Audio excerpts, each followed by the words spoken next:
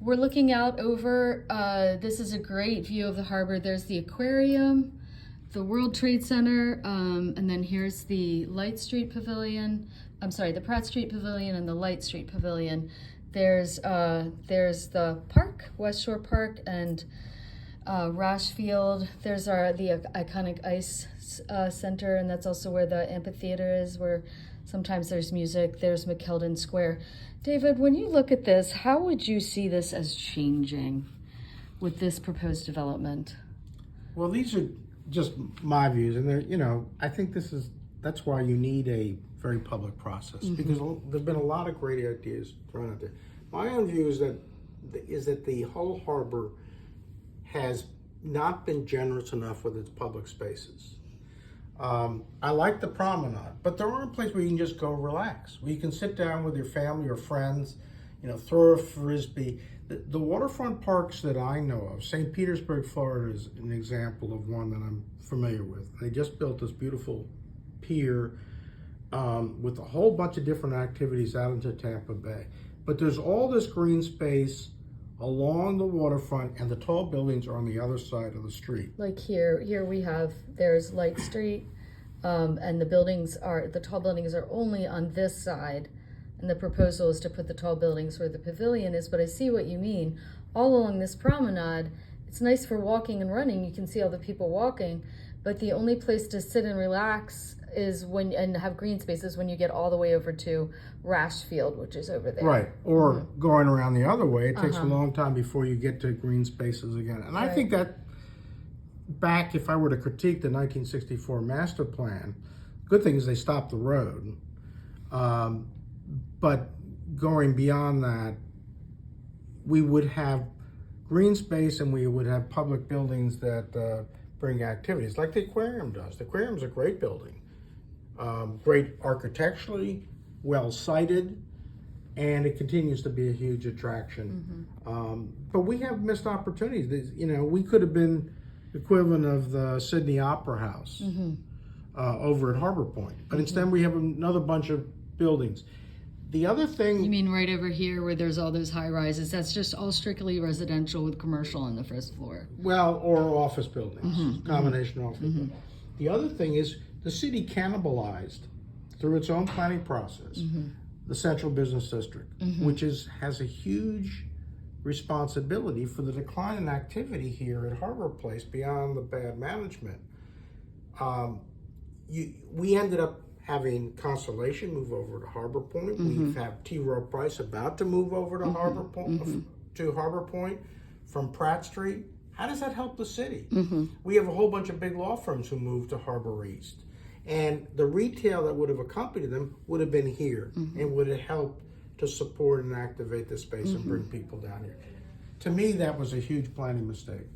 And then we're also looking at, this is where they're talking about narrowing these lanes of traffic right here. But as we can see off in the distance, this is a main thoroughfare to get to 95, which is how tourists come down to the stadium. It's how they come down to the attractions. So one of the parts of the proposal is to narrow it to 2 lanes here and 2 lanes here. And we all want to see traffic calming and we want to see the lanes narrowed, but has this gone through a transportation study yet? I don't think anybody's aware that it has, and it would require a huge transportation study. But beyond that, it goes beyond even how you deal with the traffic on Light Street, because the traffic somehow ends up on here because it has no other means to get there. One of the suggestions by an architect friend is to, you can see in the background, move the convention center over to Russell Street, reopen the streets that go from Russell Street east towards the harbor. And then you can put office buildings, apartments, and retail along there, and you give alternative means of people getting to the harbor and getting to Federal Hill. We've knocked out those opportunities. So there's a lot of thinking that's got to go into it.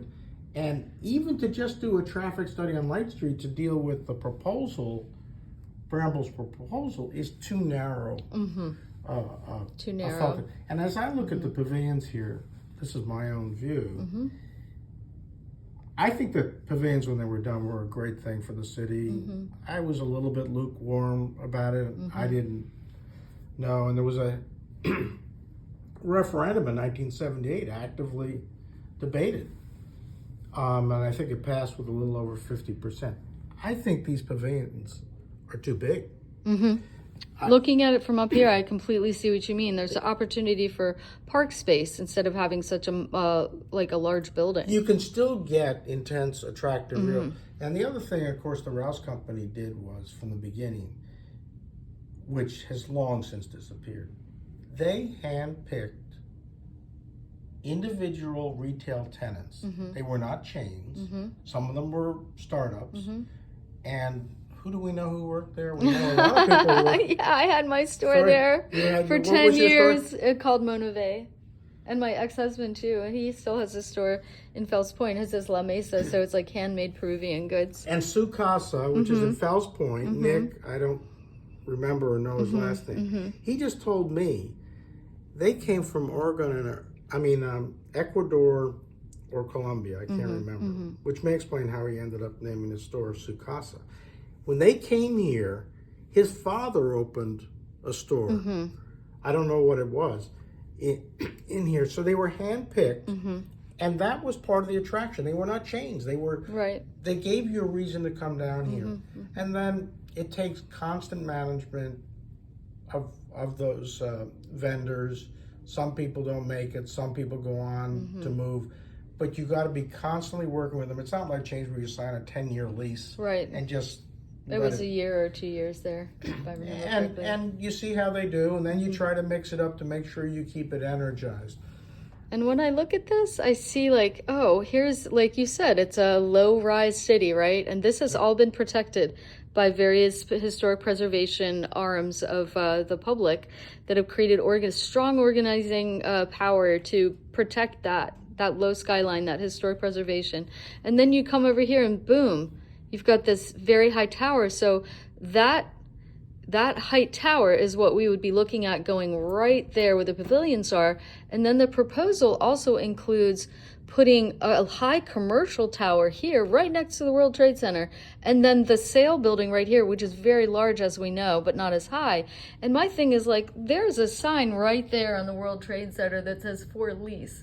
So clearly this office building is not fully leased. Office buildings are not fully leased in Baltimore. It's like a 34% occupancy. So why would there be another vacancy? Yes, sorry. Why would there be another office building here, and then they're planning another one, the same developer's planning another one behind it over here on the other side of Pratt Street? The other thing, there was a hierarchy to the 1964 master plan, which was that you'd go from, park or low rise when it was amended by referendum in 1978, but that the buildings would tier up as you moved away from the harbor. This violates that basic principle, the Bramble plan, by putting these high rises here, blocking the view of 1414 Light Street and the Zipper Building, as I call it. I guess that's 10 East Lee Street. The other, when they did the Ritz-Carlton, there was talk about doing towers, and there was the same kind of debate: do we put towers along the waterfront there? And you're talking about over there, across the harbor, on the corner where Key Highway makes its turn.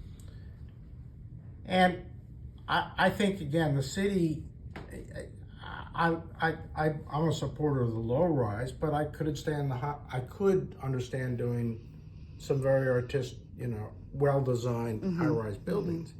But what they ended up doing with doing the low rise, they got, again, the city in a sense was too greedy. There are no water views as you drive along Key Highway.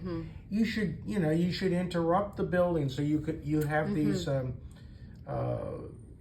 channels of vision to our wonderful harbor. So it's basically privatized. You can only really see it if you live there, or if you can park somewhere nearby and walk. That's right. And so that, in my view, was a mistake. Now, Harbor View had the one high-rise tower, and then it had the low-rise. So you could argue that made some sense. So there are we've learned a lot from both the good things we did and the mistakes we've made. Now we have a chance to get it right. Just another improvement in the harbor is, Rash Field. My understanding is it's not totally completed. Local landscape architects, Mahan Reichel, did the design work for that after an awful lot of input from the community. And as my understanding is, it is actively being used. Yes, that is an important element of what a public park should be. Correct. As you go around the harbor. Well, thanks so much for taking this overview and letting the public kind of see the placement of these various areas. So that's McKeldin. That's where the high-rise twin towers would go in this building. Freedom Park would include McKeldin, so McKeldin would get combined with this, and we like the idea of that. That's been in the master plan. That's a good idea. Yeah, that's been proposed for like 10 years. That's not original to this proposal. And then this would be the sale building facing that way, not facing the water. And then a commercial building here that I don't remember how many stories it is, but it's fairly tall, right next to each other. So that's kind of like a wall of buildings, but thank you. Well, and the World Trade Center building was situated to be an architectural feature of the harbor. Right. It was not meant to be one duplicated, tall building after another. So you build one and then they want to build more. Right. So it was carefully selected. Yeah. And then of course we decided to preserve the old power plant. Yeah. Which is an important act of public. Gorgeous building right there. Yeah. With a lot of retail uses. So we've got some very good examples of preserving our history. Well, awesome. Thank you so much for your time, David. Really appreciate it.